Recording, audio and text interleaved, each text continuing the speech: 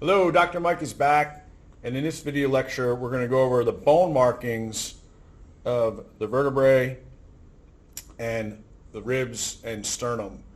In the earlier video we went over the basics, shared features among all vertebrae, the types of vertebrae, cervical, thoracic, lumbar, sacral, and coccyx.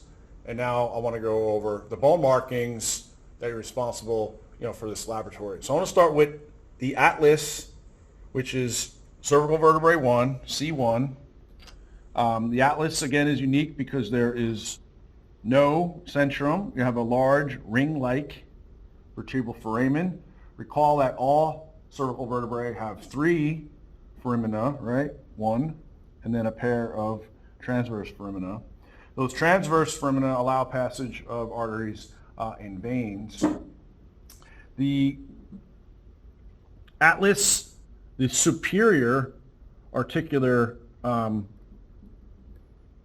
process and its superior articular facet is concave. It's kind of oval and concave. Because remember, this articulates with the occipital condyle on the inferior portion of the skull. The best way to tell the anterior from posterior, the superior articular facet is closest to the anterior end, meaning it's proximate, that is, it's near to the transverse process and transverse foramina, and the superior articular facet is near the anterior tubercle. This smaller projection faces anteriorly.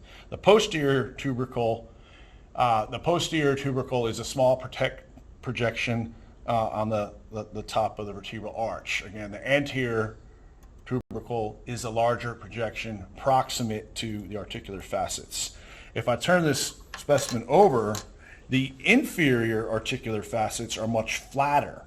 Okay, they're not as deeply concave. They're a bit flatter in their appearance. And again, the inferior articular facet is articulating with the superior articular facet of C2. C2, of course, is the axis.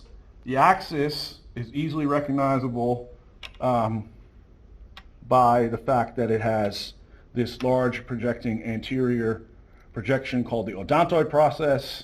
Odontoid means tooth-like. It kind of looks like a tooth. I mentioned that in the last video. So atlas C1, axis C2, and again you can find the superior articular facet and then the inferior articular facet on the posterior side. So those are the unique special cervical vertebrae, C1 and C2, and then there are typical cervical vertebrae, again recognizable by the fact that they have 3 foramina, a pair of transverse foramina, and a single vertebral foramen. And another feature that's not unique to all cervical vertebrae, but some of them, the spinous process is called bifid, meaning that it's forked. You see 2 small projections. It's not all of them have that though, but if you see a forked spinous process, it's from a cervical vertebrae. All right, let's move to the thoracic vertebrae. I mentioned this in the last video. There's 12 thoracic vertebrae. They articulate with ribs. The best way to tell a thoracic vertebrae from other vertebrae is look for the transverse costal facet on the transverse process. Again, this articulates with the tubercle, the rib. I'll tell you about that in a minute. You can also see articular facets on the centrum. They may be quite faint, but depending on which vertebrae, that's where the head of the rib articulates. Downward projecting or inferiorly projecting spinous process is a feature that helps with identifying thoracic vertebrae. And then lumbar vertebrae, again, I already mentioned large kidney-shaped centrum, and spinous process is more or less straight, not projecting downward. Now, there's quite a few bone markings that we want to learn on the sacrum, okay? Remember, the sacrum is 5 fused vertebrae, and we can recognize the anterior surface. This is the anterior side of the sacrum because we can see the vertebral centra of each of the 5 vertebrae fused. The posterior surface, we can see the remnants of the spinous processes of those 5 vertebrae. We actually call this the median sacral crest. Again, it's the remnants of the spinous processes forming this median crest, directly on the midline. So this is the posterior side, and this is the anterior side. Features, we also want to learn bone markings of the sacrum called the auricular surface. Auricle means ear. Okay, the auricular surface is somewhat ear-like. This is the surface of the sacrum that articulates with the coxal bone of the pelvis. We'll learn about this in future lab, but you can't see the auricular surface because it's articulated with the pelvis. The sacral promontory is on the anterior side, and it's this prominent ridge of sacral vertebrae 1. It's this kind of prominent ridge. Promontory refers to hilltop. Okay. The sacral canal we can see on the posterior side. It's the continuation of the vertebral canal. So this would be the sacral canal. Again, I'm passing the probe through the sacral canal. And on the inferior end, there's this opening, which is the sacral hiatus. Okay, this is near the apex, or the most inferior portion of the sacrum. And this is the termination of the vertebral canal. Now, the other features that we can see are foramina. Again, there's 4 pairs of sacral foramina, and you can see them on the posterior surface as well as the anterior surface. And this is just for passage of nerves, so nerves can leave off the terminal part of the spinal cord. And then again, the coccygeal vertebrae or coccyx is the most inferior portion. We look at the thoracic cage here on this partial skeleton. We already went over the parts of the sternum. The most superior part is called the manubrium. Manubrium refers to handle.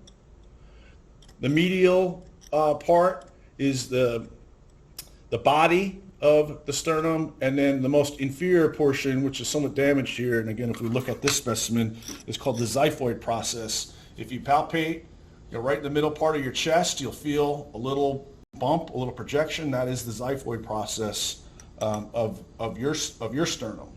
Now, the sternum is anterior. The 12 pairs of ribs articulate either with the sternum or with cartilages of lower ribs, or some don't articulate at all. And I'll talk about that in a second, but ribs articulate anteriorly to the sternum and posteriorly to thoracic vertebrae. Remember, there's 12 thoracic vertebrae, there's 12 pairs of ribs. Let's learn the bone markings of the ribs. Ribs are unmistakable bones. They're slender, curved, pretty thin bones. Now, the most superior rib, rib 1, is kind of different just because it's a lot smaller, but you should be able to recognize a rib at a glance. So there's a few bone markings of a rib. First, we want to know the ends of the rib, right, to help us get it in anatomical position. So we want to look for any markings or projections.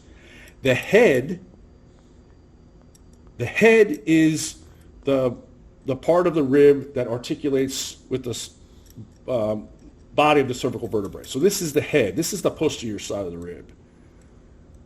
We can also recognize that this is the vertebral end because there's a small projection near the head called the tubercle. This is on the inferior surface, so you're looking at the inferior surface.